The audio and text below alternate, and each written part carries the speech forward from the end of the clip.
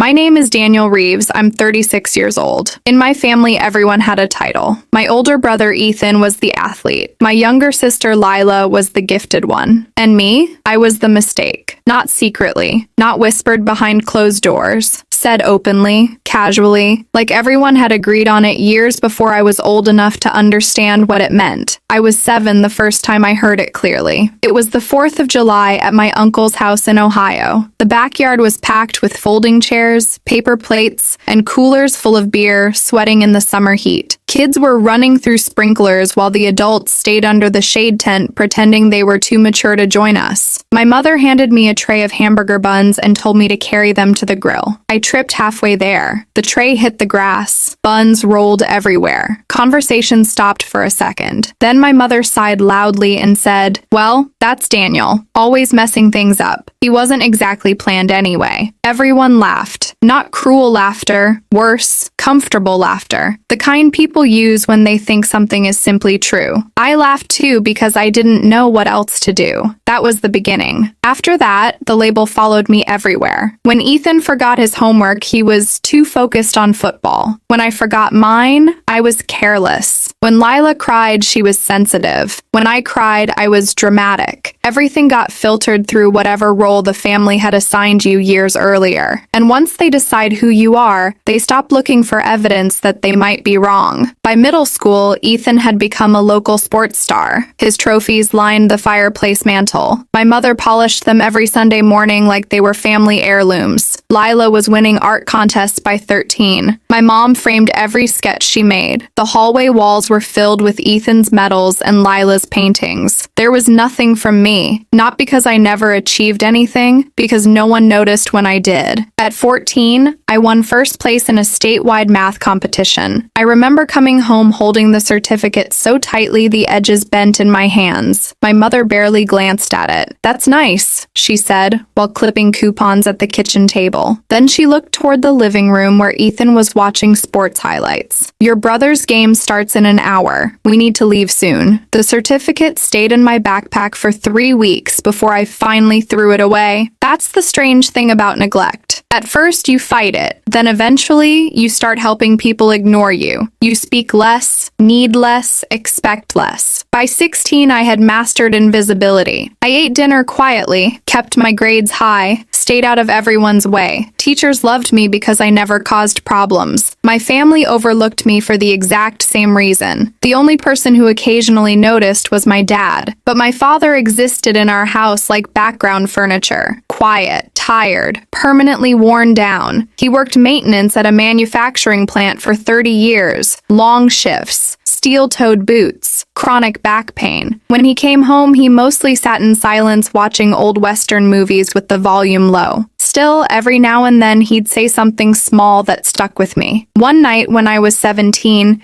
he found me sitting at the kitchen table working through a stack of logistics puzzles from a library book. I liked systems, patterns, efficiency. I liked figuring out how things fit together. He watched quietly for a minute before asking, "You enjoy that stuff?" I shrugged. "Yeah, I guess." He nodded slowly. "You're good at seeing what other people miss." That was it. No dramatic speech. But no one in my family had ever said something positive about me before. I thought about that sentence for weeks. 2 months later, Ethan got a full football scholarship to a state university. My mother cried at the signing ceremony. Lila got accepted into an elite summer arts academy. My mother threw her a party. Meanwhile, I graduated high school with near-perfect grades. At dinner that night, my mom looked at me and asked, "So, what's your plan?" Not excited, not curious. More like someone asking when a broken appliance would finally be removed from the garage. I told her I'd been accepted into a business program in Chicago. She blinked. "Chicago's expensive. I got financial aid." "Well," she said, "just don't expect us to help much." And that was the end of the conversation. 3 weeks later, I packed my clothes into 2 duffel bags and left home on a Greyhound bus. Nobody cried. Nobody hugged me tightly. Lila waved from the porch without looking up from her phone. My mother reminded me to call when I arrived. My dad drove me to the station. The ride was mostly silent except for the sound of old country music playing softly through the speakers. When we pulled up, he helped me load my bags onto the sidewalk. Then he reached into his wallet and handed me folded cash. $200. I tried to refuse it because I knew he didn't really have it to spare. He closed my hand around the money. Take it, he said quietly. Then, after a long pause, he added, don't let this family decide who you are. I stared at him because no one had ever acknowledged it out loud before, not once. He looked away toward the buses. I should have said that sooner. That sentence stayed with me for years. The bus ride to Chicago took 9 hours. I spent most of it staring out the window, wondering what kind of person I might become if nobody already thought they knew me. For the first time in my life, I was somewhere no one had assigned me a role. No labels, no expectations, no history. Just a cheap apartment above a laundromat, a part-time job washing dishes at a diner, and a terrifying amount of freedom. And slowly, without anyone noticing, I started becoming someone else. Someone my family would never see coming.